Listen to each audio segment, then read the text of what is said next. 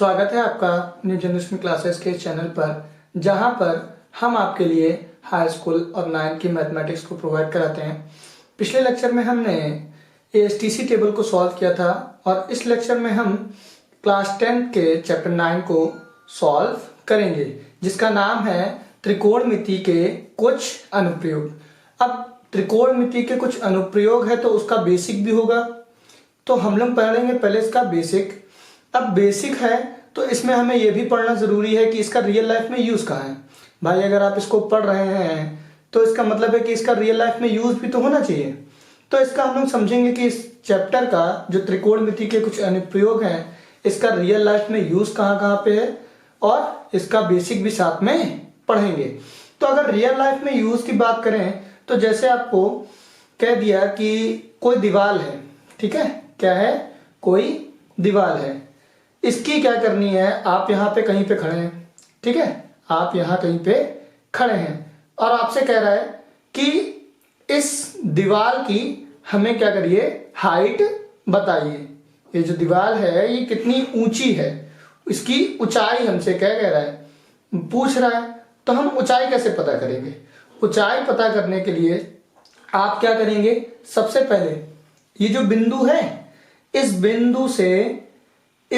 बिंदु से है ना, ये जो बिंदु है इस बिंदु से और इस दीवार के बीच की दूरी पहले पता कर लेंगे। भाई कोई इंची टेप होगा उससे नाप लेंगे, है ना।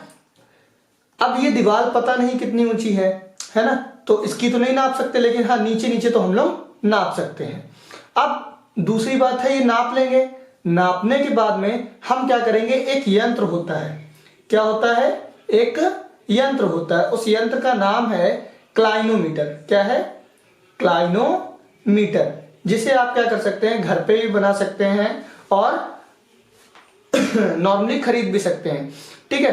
तो इससे हम क्या करेंगे, इसका जो यूज है वो किसी चीज का कोण मापने के यूज में आता है। जो क्लाइनोमीटर है वो क्या होता है, किसी भी चीज का कोण नापने में काम आता है, ठीक है। तो हम क्या करेंगे, इस बिंदु से, बिल्कुल इस बिंदु से क्या करेंगे, इसके शिखर का, है ना, ये जो इसका शिखर है, इससे क्या करेंगे, इसके और इसके शिखर का कोण नाप लेंगे। जैसे यहां से मान लिया 60 कोण है, ठीक है, तो इस कोण को नाप लेंगे और इसकी सहायता से, ये जो कोण है और ये जो हम लोगों ने डिस्टेंस निकाला था बिंदु और दीवार के बीच में, है ना, ये जो डिस्टेंस था, इसके बीच का जो डिस्टेंस है, उसकी सहायता से हम इस दीवार की ऊंचाई पता कर सकते हैं, ठीक है। अब जैसे आपसे किसी ने कह दिया कि हमें क्या करिए, सूरज तक की हाइट बताइए, ठीक है। जैसे यहां से आपको सूरज तक की ऊंचाई नापनी है, कितनी है,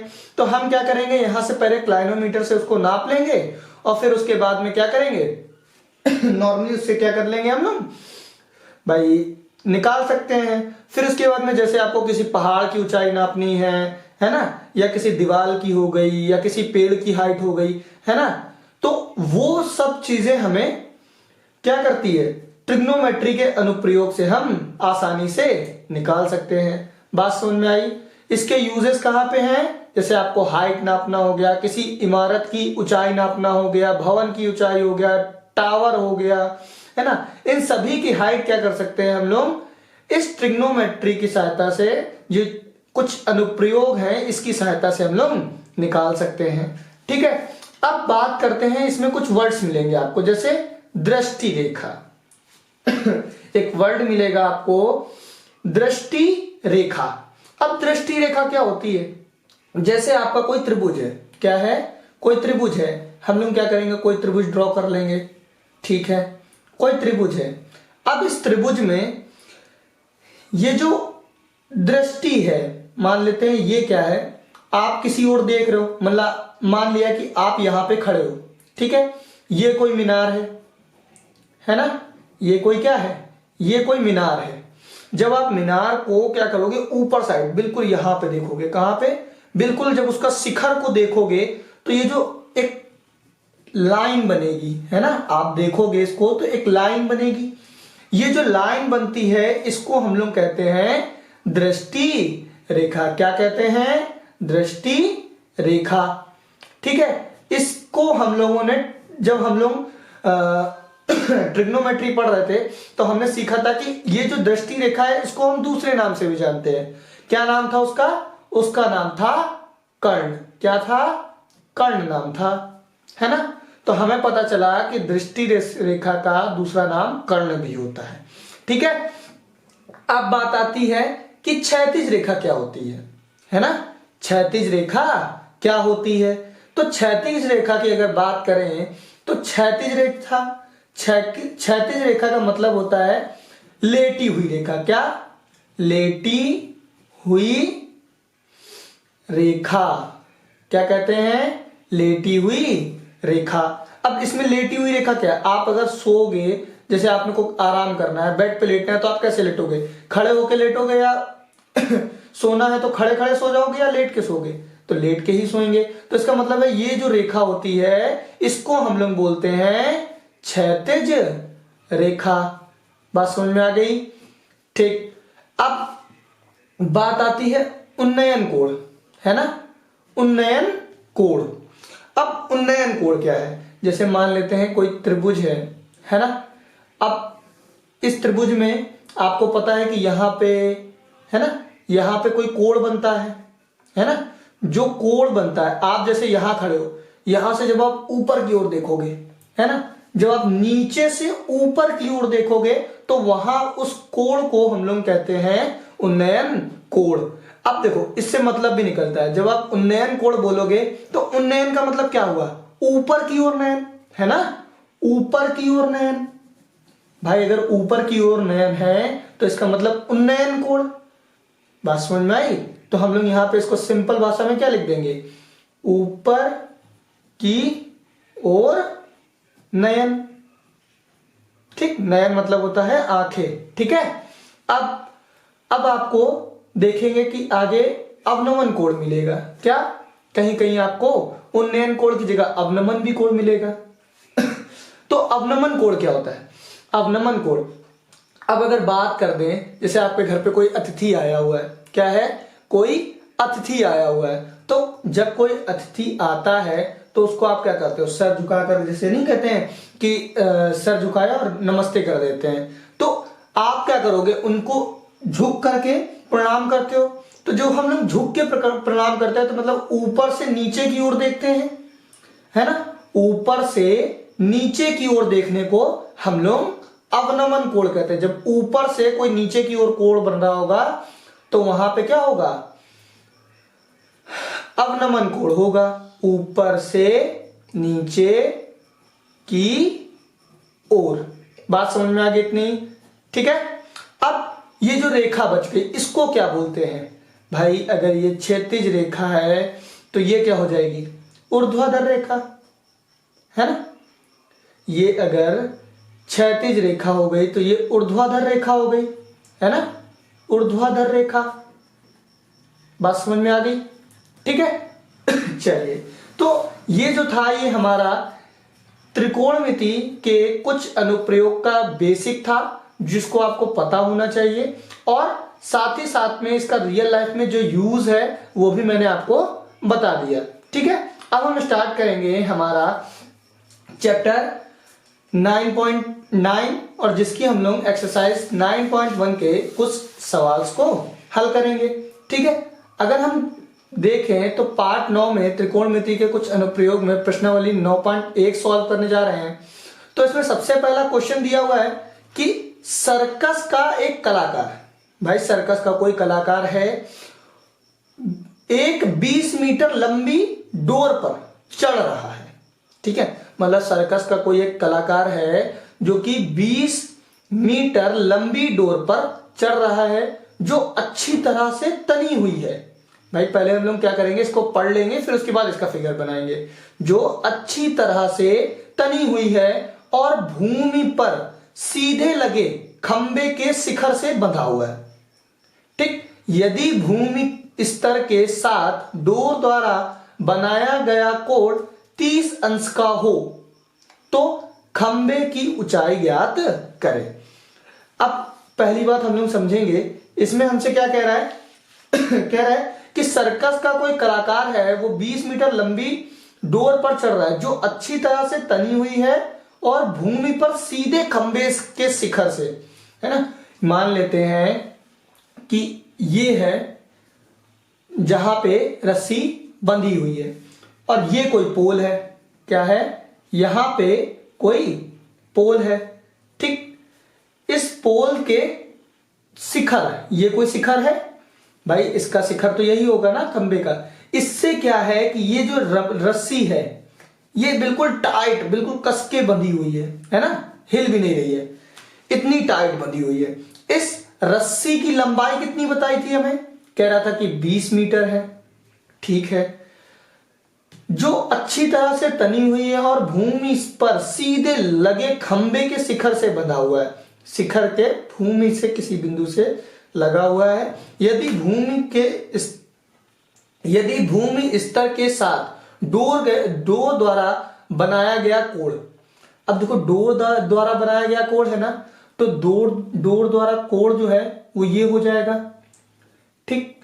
अब अगर एक चीज और जो रह गई है आपकी बेसिक में, वो ये है कि जो कोण होता है आपका, है ना, जैसे आपका कोई एंगल बन रहा है, ठीक है, कोई एंगल बन रहा है, तो वो जो एंगल है वो क्षैतिज रेखा और दृष्टि रेखा, क्या, क्षैतिज रेखा और दृष्टि रेखा के बीच में बनता है। तो यहां पे भाई, यहां पे भी वही चीज, ये हो गई आपकी दृष्टि रेखा और नीचे जो हम लोग अब खींच रहे हैं इसको क्या कह देंगे, ये हमारी क्या हो गई, ये हो गई हमारी क्षैतिज रेखा। बात समझ में आ गई, ठीक। ये हमने क्या किया, इसका फिगर बना लिया। अब इसको कोई नाम दे देंगे, ए बी और सी, ठीक। क्या कह रहा है, कह रहा है तो खंबे की ऊंचाई, मतलब ये जो आपने पोल बनाया हुआ है इसकी क्या करनी है, आपको ऊंचाई बतानी है कि ये कितना ऊंचा है, ठीक। तो बता देंगे, लिखेंगे प्रश्नानुसार, प्रश्नानुसार अगर बात करें तो खंबे की ऊंचाई बराबर, खंबे की ऊंचाई बराबर, खंबे की जो ऊंचाई होगी वो अब यहां से हम एक काम कर सकते हैं कि ट्रायंगल ए बी सी ले लेंगे भाई, त्रिभुज ए बी सी से, है ना, त्रिभुज ए बी सी से। अब त्रिभुज ए बी सी ले लिया, ठीक। हमें पता क्या करना है, पता करना है बीसी, क्या पता करना है, बीसी हमें पता करना है, ठीक। पता क्या है हमें, एसी, क्या पता है, एसी। तो बीसी अपॉन में एसी बराबर, अब जो बीसी है वो क्या है हमारी, थीटा के सामने वाला कोण क्या होता है, ये होता है आपका लंब, और ये जो रेखा है ये क्या कहलाती है, कर्ण। और लंब बटे कर्ण क्या होता है, लंब बटे कर्ण, लंब बटे कर्ण क्या हो गया आपका, tan, नहीं, लंब बटे कर्ण है ना, तो ये साइन होता है, क्या होता है, साइन होता है। कोण कितने का बन रहा है, 30 का, तो यहां पे 30 डिग्री हो जाएगा, ठीक है। कोण आपका क्या हो जाएगा, 30 डिग्री हो जाएगा। अब बात करते हैं बीसी, बीसी की क्या कोई वैल्यू है, नहीं, ये तो हमें पता करना है, तो बीसी जैसा था वैसे ही रहा। एसी, एसी की वैल्यू पता है, हाँ, एसी की वैल्यू है 20 मीटर, ठीक है, बराबर साइन 30 है ना, तो साइन 30 की वैल्यू क्या होती है, 1/2, कोई दिक्कत नहीं। तो यहां से क्रॉस मल्टीप्लाई करा देंगे, तो कराएंगे तो 2BC बराबर 20 मीटर होगा, या BC बराबर अगर बात करें तो 20 मीटर बटे में 2, या अगर BC बराबर पूछें तो यहां से BC बराबर 2 दाहम 20 मीटर, ठीक। तो यहां से खंबे की ऊंचाई बराबर कितनी हुई 10 मीटर। बात समझ में आई। खंबे की ऊंचाई हमारी कितनी निकल आई 10 मीटर। ठीक है, तो ये जो हमारा पोल था वो कितने मीटर ऊंचा था 10 मीटर का था। ठीक है, क्वेश्चन से समझ में आया। चलिए नेक्स्ट क्वेश्चन की अगर बात करें तो अगला क्वेश्चन हमें दे रखा है कि आंधी आने से एक पेड़ टूट जाता है और टूटा हुआ भाग इस तरह मुड़ जाता है कि पेड़ का शिखर जमीन को छूने लगता है। चलो भाई, अब हमसे कह रहा है कोई पेड़ है, ठीक है, ये कोई पेड़ है ना। ये पेड़ क्या कर रहा है, आंधी आने की वजह से ये बीच से टूट गया है। क्या हुआ, बीच से आधा क्या हुआ, टूट गया है। टूट जाने की वजह से ये जमीन से छूने लगा, बिल्कुल जमीन से बिल्कुल छूने लगा, है ना। ये मतलब ऐसा था कि ये बिल्कुल आधे से, बीच से आधे से टूट गया, तो टूटने के बाद में ये इससे टिका रहा और यहां से ऐसे क्या हुआ, जमीन को छूने लगा। जब ये जमीन को छूने लगा तो उन्होंने क्या कहा कि वो 30 अंश का कोण बनाता है। कितने अंश का, 30 अंश का कोण बनाता है। ठीक है, तो कोण हमारा किसी किसके बीच बनता है, दृष्टि रेखा और क्षैतिज रेखा के बीच में बनता है। तो ये हो गई आपकी क्षैतिज रेखा, है ना। बात समझ में आई। अब हमसे कह रहा है पेड़ के पाद बिंदु की दूरी, पेड़ के पाद बिंदु की दूरी, पेड़ का पाद बिंदु क्या होगा, पेड़ का पैर, है ना। पाद बिंदु मतलब पेड़ का पैर, बिल्कुल निचला हिस्सा, यही तो है पेड़ का पैर, है ना। ये कोई आपका ट्री है, ट्री का पैर यही तो होगा। ठीक, जहां से पेड़ का शिखर जमीन को छूता है, भाई शिखर तो हमारा यहां जमीन को छू रहा है, जमीन को छूता है 8 मीटर है, मतलब इसके ये जो क्षैतिज रेखा है इसका मान दे दिया है 8 मीटर। तो पेड़ की ऊंचाई ज्ञात कीजिए। इसमें हमें क्या करना है, पेड़ की ऊंचाई ज्ञात करना है। कह रहा है कि हमें क्या करिए, आप पेड़ की हाइट बताइए, पेड़ की हाइट कितनी है। इसका मतलब है हम क्या करेंगे, सबसे पहले इसको नाम दे देंगे, ये कोई ABC हो गया। ठीक है, अब ABC है। अब कह रहा है पेड़ की ऊंचाई। अब आप अगर गौर से देखें तो ये जो AC है वो भी मेरा पेड़ है, और ये जो BC है ये भी तो एक पेड़ ही तो है। भाई उसने हमसे ये तो नहीं बोला कि जो बचा हुआ पेड़ है वो बताइए, या टूटा हुआ पेड़ की ऊंचाई बताइए। हमसे कह रहा पेड़ की ऊंचाई बताइए। तो पेड़ जो है वो ये भी है और BC भी है, AC भी है और BC भी है। तो इसका मतलब हमें AC भी पता करना है और BC भी पता करना है ना। तो कैसे पता करेंगे देखते हैं। देखिए, अगर हम किसी तरह से AC पता कर दें, है ना, अगर हमने AC पता कर ली, अब AC कैसे पता करेंगे देखते हैं। हम क्या करेंगे, त्रिभुज ABC में, ठीक है, इतनी बात समझ में आई। जब त्रिभुज ABC में लेंगे तो AC अपॉन में AB लिख सकते हैं कि नहीं, AC अपॉन में AB लिख सकते हैं कि नहीं। भाई हमें पता क्या है, AB पता है और AC फाइंड कर लेते हैं। अगर हम ये पता कर लेंगे, AC अगर पता कर ली तो पाइथागोरस लगा के, भाई पाइथागोरस प्रमेय से हम ये भी पता कर सकते हैं, ट्रिग्नोमेट्री का जो पाइथागोरस है उससे भी पता कर सकते हैं। और दूसरा तरीका ये है कि पहले हम AC और AB में से हम क्या करेंगे, AC पता कर लेंगे और BC और AB से ये भी पता कर लेंगे। कैसे, चलिए देखिए, AC अपॉन में AB है, AC अपॉन में AB करेंगे तो ये किसके बराबर है, भाई देखते हैं। थीटा के सामने वाली भुजा क्या कहलाती है, लंब कहलाती है। और ये जो AB है, ये जो AB है ये क्या कहलाएगी, आधार, है ना। ये तो कर्ण हो गई, ये आधार हो गई।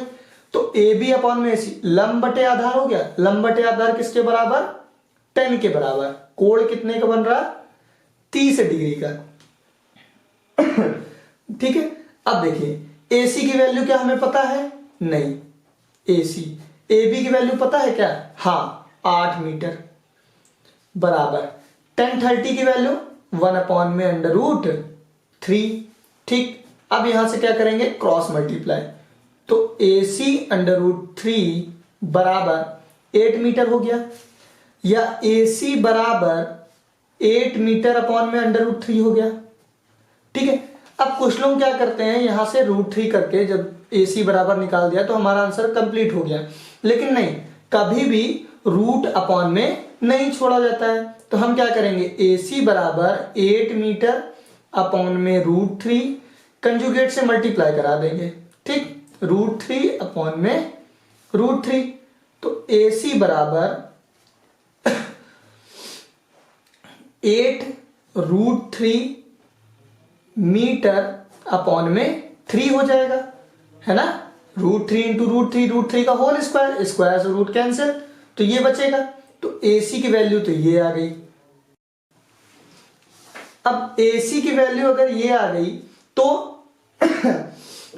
अब हमें क्या करना है, BC भी अगर पता कर ली, भाई AC तो हमें पता चल गई कि ये जो खड़ा हुआ पेड़ है वो इतना है, लेकिन अगर हमें ये जो टूट के गिर चुका है इसका भी अगर पता चल जाए तो दोनों को जोड़ देंगे तो हमें पूरे पेड़ की लंबाई पता चल जाएगी, है ना। तो BC कैसे पता करेंगे, तो BC पता करने के लिए हम क्या करेंगे, यहां से पाइथागोरस भी लगा सकते हैं और जैसे इसको किया है वैसे इसको भी निकाल लेंगे। तो इसी तरीके से करते हैं, तो BC नहीं, AB अपॉन में BC बराबर, भाई त्रिभुज कौन सा ले रहे हैं, त्रिभुज ABC में। ठीक, तो AB है ना, AB अपॉन में BC ले रहे हैं, तो मतलब AB क्या है, AB आपका आधार है, आधार बटे कर्ण, ये क्या होता है, कॉस होता है। थीटा की जगह कितना दिया है, 30 डिग्री।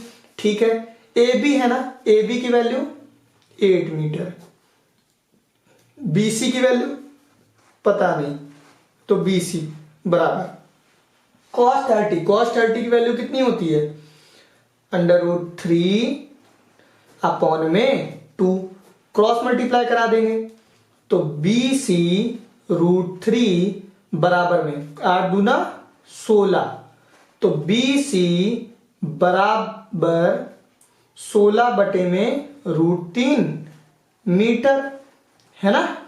तो अभी आपको बताया था कि क्या करते हैं, बटे में रूट नहीं छोड़ते हैं, तो BC बराबर 16 मीटर अपॉन में √3 इंटू में क्या करेंगे, कंजुगेट से मल्टीप्लाई करा देंगे, तो BC बराबर 16√3 मीटर बटे में 3 आ जाएगा। अब हमें पता है कि अगर हम AC और BC को जोड़ देंगे तो हमें पूरे पेड़ की लंबाई पता चल जाएगी। तो लिखेंगे पूरे पेड़ की लंबाई बराबर AC प्लस BC। AC की वैल्यू कितनी है, AC की वैल्यू है, हमने जो निकाली वो है 8√3 बटे में 3 प्लस BC की वैल्यू 16√3 बटे में 3 की होल मीटर, है ना, कॉमन ले सकते हैं ना मीटर।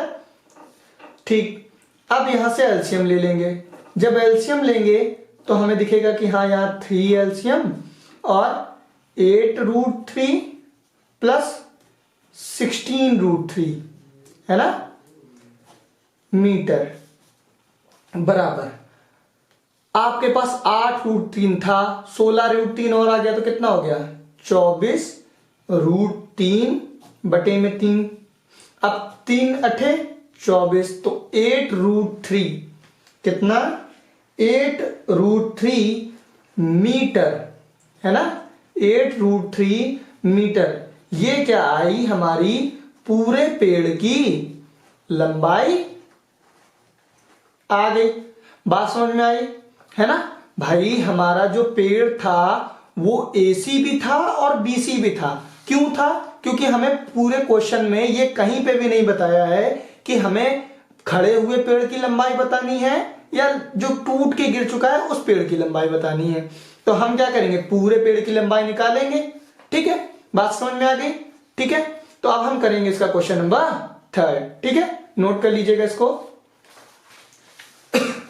तो क्वेश्चन नंबर 3 में हमसे कह रहा है कि एक ठेकेदार बच्चों को खेलने के लिए पार्क में 2 फिसलन पट्टी लगाना चाहता है। अब फिसलन पट्टी क्या होती है, यहां पे आया फिसलन पट्टी। अब फिसलन पट्टी क्या होती है, फिसलन पट्टी वो होती है जो क्या आपने देखा होगा स्कूलों में होते हैं तो बच्चों के झूला झूलने होता है ना, झूला झूलने वाला, तो उसमें ऐसे स्लिप वाली जो पट्टी होती है वो पट्टी लगाना चाहता है। कह रहा है 5 वर्ष से कम उम्र के बच्चों के लिए वह एक ऐसी फिसलन पट्टी लगाना चाहता है जिसका शिखर 1.5 मीटर ऊंचा हो। मतलब क्या कह रहा है, 5 वर्ष से कम उम्र के लिए बच्चों के लिए वो क्या करना चाहता है, 1.5 मीटर ऊंची फिसलन पट्टी लगाना चाहता है, भूमि के साथ 30 अंश पर झुका हुआ हो, है ना। ये जो हो गई, ये आपकी क्या हो गई, वो फिसलन पट्टी लगाना चाहता है। ठीक, और क्या कर रही है, वो जो फिसलन पट्टी लगाएगा उसके साथ में वो 30 अंश का कोण बनाए। कितने अंश का, 30 अंश का। ठीक है, 30 अंश का कोण बनाए।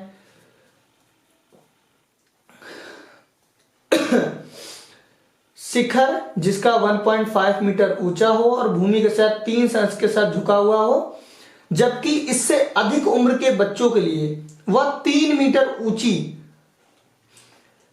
ऊंचाई पर एक अधिक ढाल की फिसलन पट्टी लगाना चाहता है। मतलब अगर बड़े बच्चे हैं, जैसे आपका 5 वर्ष से अधिक हैं, तो उनके लिए वो क्या कर चाहता है कि 3 मीटर ऊंची फिसलन पट्टी लग जाए जो भूमि के साथ 60 अंश का कोण बनाए। वो जो फिसलन पट्टी है वो फिसलन पट्टी लगाना चाहता है जो भूमि के साथ क्या करे, 60 अंश का, कितने अंश का, 60 अंश का कोण बनाए। ठीक है, अब कोण हमारा जो है वो दृष्टि रेखा और क्षैतिज रेखा के बीच में बनता है। ठीक है, अब कह रहा है प्रत्येक स्थिति में फिसलन पट्टी की लंबाई क्या है।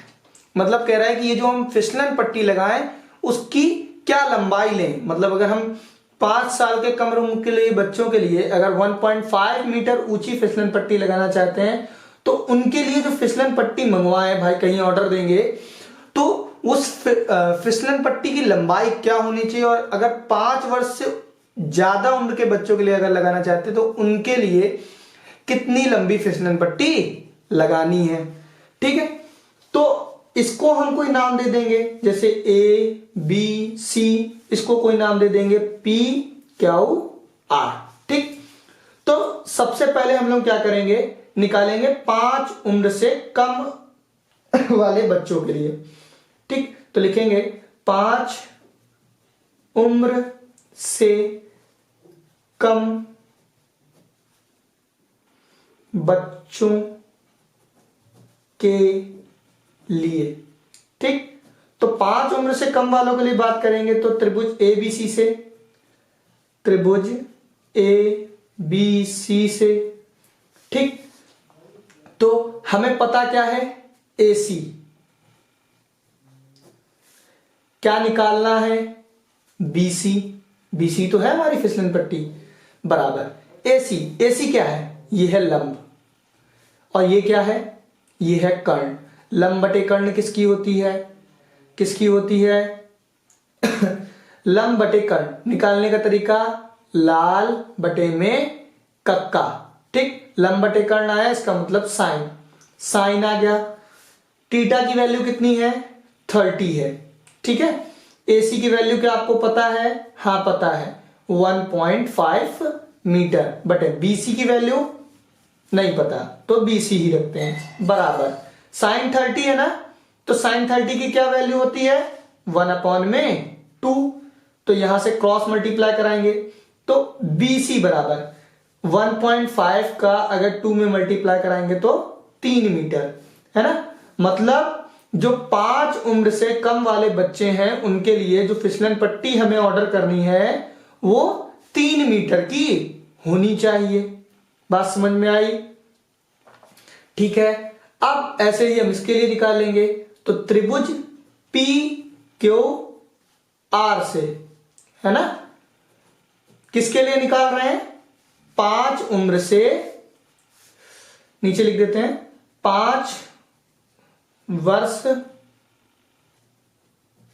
की उम्र से अधिक के लिए, है ना, अधिक के लिए तो निकाल देंगे। पता क्या है हमें? पी क्यू, निकालना क्या है? पी आर, है ना। तो ये क्या हो गई? ये आपकी लंब हो गई भाई। थीटा के सामने की भुजा क्या होती है? लंब। और जो निकालनी है वो क्या है? कर्ण। तो लंब बटे कर्ण क्या होता है? लंब बटे कर्ण क्या होता है? साइन होता है। तो साइन थीटा की वैल्यू 60 है हमारे पास। तो पी क्या की वैल्यू क्या पता है? हाँ पता है, 3 मीटर। बते पी आर की वैल्यू? हाँ पी आर नहीं पता, चलो कोई नहीं, पी आर ही रखते हैं। साइन 60 की वैल्यू √3/2। ठीक है। अब देखिए यहां से क्या करेंगे? क्रॉस मल्टीप्लाई कर दिया, तो 3 दूना 6 हो गया। तो पी आर √3 बराबर में 3 दूना 6 मीटर, या पी आर बराबर क्या आएगा? ये गुणे में है, इधर आएगा तो भाग में 6 मीटर अपॉन में √3। अभी आपसे बताया था कि बटे में रूट नहीं छोड़ा जाता, तो क्या करेंगे? पी आर बराबर 6 मीटर अपॉन में √3 इंटू में √3 बराबर 6 में अगर √3 का मल्टीप्लाई तो 6√3 बटे में। अगर यहां पे कराएंगे तो √3 इंटू √3 क्या हो जाएगा? √3 का होल स्क्वायर होगा ना।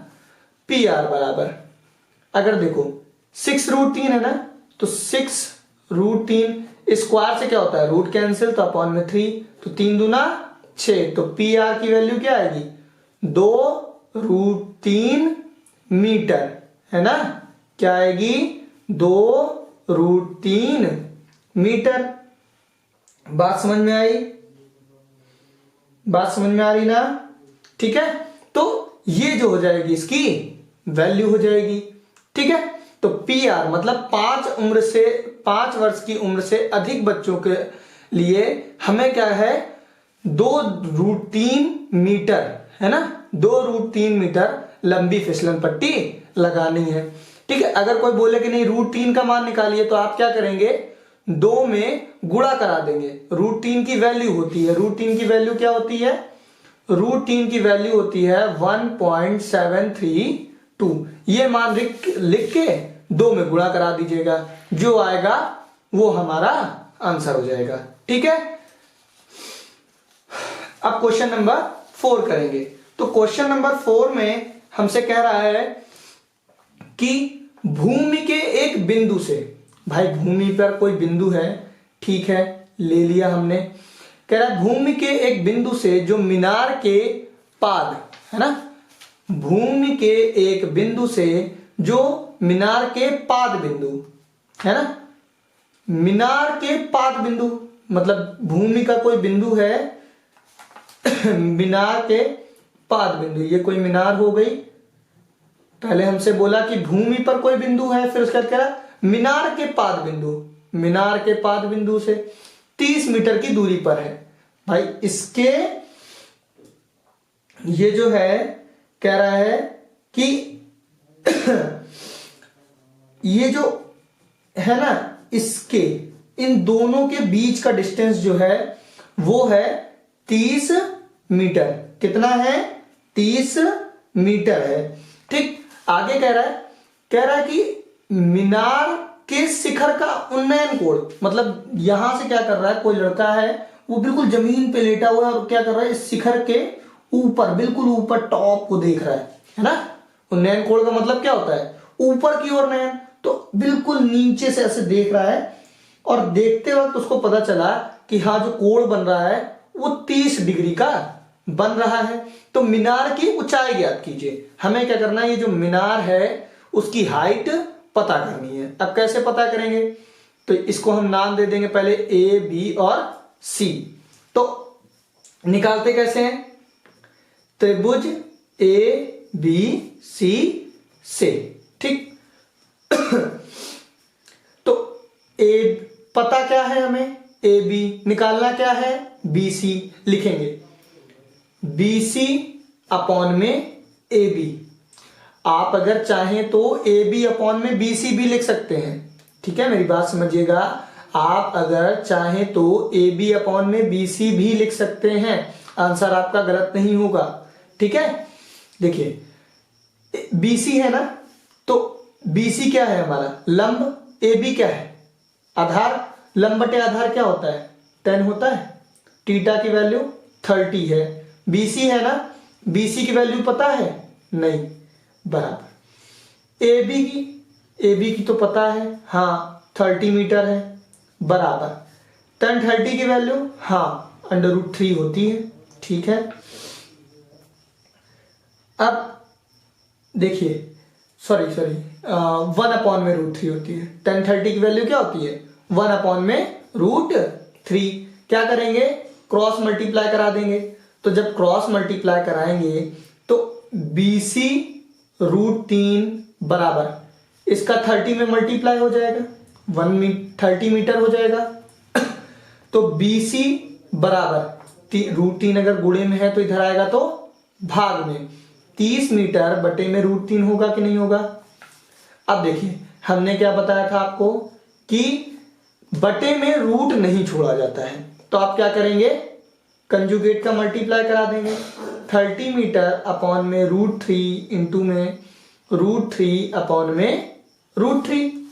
अब BC बराबर गुणा करा देंगे तो 30 √3 मीटर बटे में नीचे 3 बचेगा कि नहीं?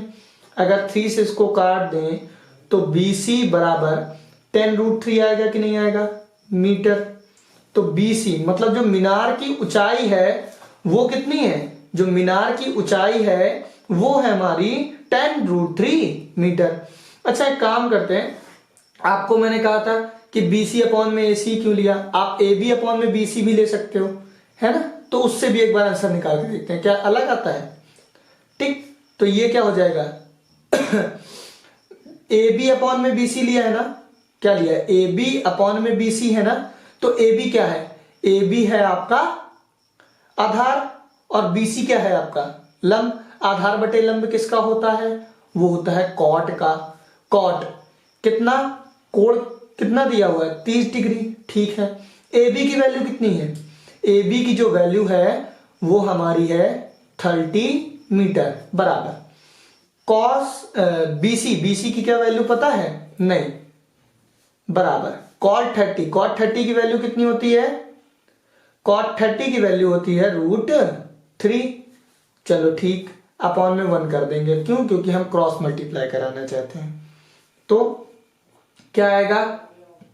30 मीटर बराबर में BC √3 या BC बराबर 30 मीटर अपॉन में √3, ठीक। तो BC बराबर अपॉन में तो रूट रखा नहीं जाता, तो क्या कराएंगे? कंजुगेट से मल्टीप्लाई। क्या आ जाएगा? ठीक, यही आएगा। स्क्वायर से रूट कैंसिल, तो BC बराबर 30 √3 अपॉन में 3 काट देंगे, तो BC बराबर 10 √3 मीटर। देखिए आंसर सेम आ रहा है या नहीं? सेम आ रहा है ना, है ना। तो इसका मतलब है आप चाहे AB अपॉन में BC ले, चाहे BC अपॉन में AC, मायने ये रखता है कि आपको पता क्या करना है और पता क्या है, मतलब कहने का ये आपको निकालना क्या था? इसमें BC निकालना था और पता क्या है आपको? इसमें AB पता है, ठीक। तो उसी का अनुपात हम लोग ले लेते हैं, ठीक है। इस तरीके से हमारा क्वेश्चन नंबर 4 क्या हुआ? कंप्लीट हो गया, ठीक है। आज के लिए बस इतना ही। अगले लेक्चर में हम इसके आगे के क्वेश्चंस को कंप्लीट करेंगे, ठीक है। अगर हमारा आपको ये वीडियो अच्छा लगा तो लाइक करें, शेयर करें और सब्सक्राइब करें हमारे चैनल को, और अपने दोस्तों को भी शेयर करें ताकि वो इस नॉलेज को ले सकें और ऐसे ही एजुकेशन से जुड़े वीडियोस को देखने के लिए हमारे चैनल को सब्सक्राइब करें। Thank you.